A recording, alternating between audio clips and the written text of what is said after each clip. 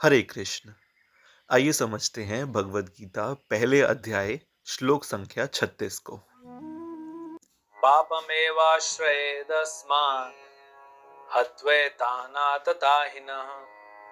तस्मान् नरः वयं हन्तुं धार्तराष्ट्रान् स बान्धवान् स्वजनं हि कथं हत्वा सुखिनः श्याम माधव।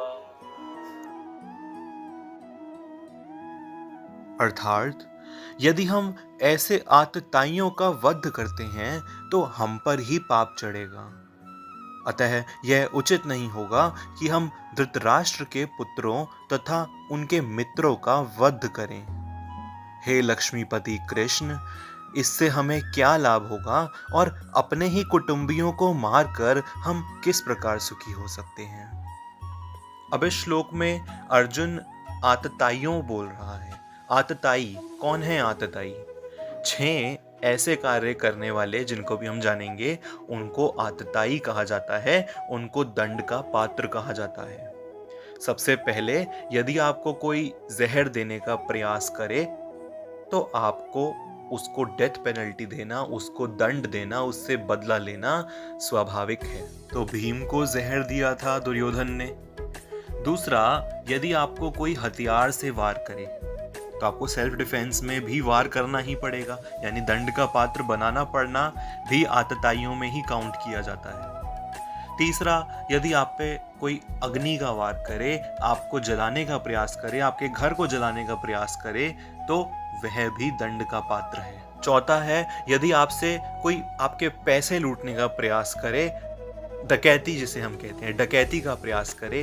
पांचवा है, यदि आपसे आपकी कोई जमीन हड़पने का प्रयास करे। और वहीं छठा, यदि आपके घर की किसी स्त्री को कोई किडनैपिंग का प्रयास करे या किडनैप करे या कोई मालहानि पहुंचाए, तो यह है 6 आतताइयां जिसे हम कहते हैं जो दंड के पात्र हैं। और दुर्योधन ने तो 6 की 6 आतताइयां ही करी थी, परंतु फिर भी अर्जुन कि मेरे घर का सदस्य है, हमारे उस सेना में मित्र हैं, सारे सगे संबंधी हैं, हम क्यों उनका नाश करें? अरे उनका नाश नहीं, अधर्मियों का नाश है। आपको क्या लगता है, क्या राम जी को अपने परिवार से प्यार नहीं था जो वह वनवास पे चले गए? क्या राम जी वैष्णव नहीं थे जो उन्होंने रावण का वध कर दिया? राम जी वैष्णव थे, कोमलता थी उनके हृदय में, परंतु जैसे ही उनकी पत्नी पे वार हुआ, उनकी पत्नी का अपहरण हुआ, वह वैष्णव के साथ साथ क्षत्रिय भी थे। उन्होंने समय नहीं लगाया रावण जैसे आतताई को दंड देने के लिए, उससे लड़ने के लिए। और यही श्री कृष्ण यहाँ पे अर्जुन को सिखा रहे हैं कि तुम वैष्णव हो, परंतु मत भूलो कि तुम एक क्षत्रिय भी हो, तुम्हें अधर्मियों का नाश भी करना है।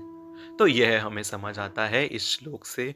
मिलते हैं आपसे अगले श्लोक में, तब तक के लिए हरे कृष्ण।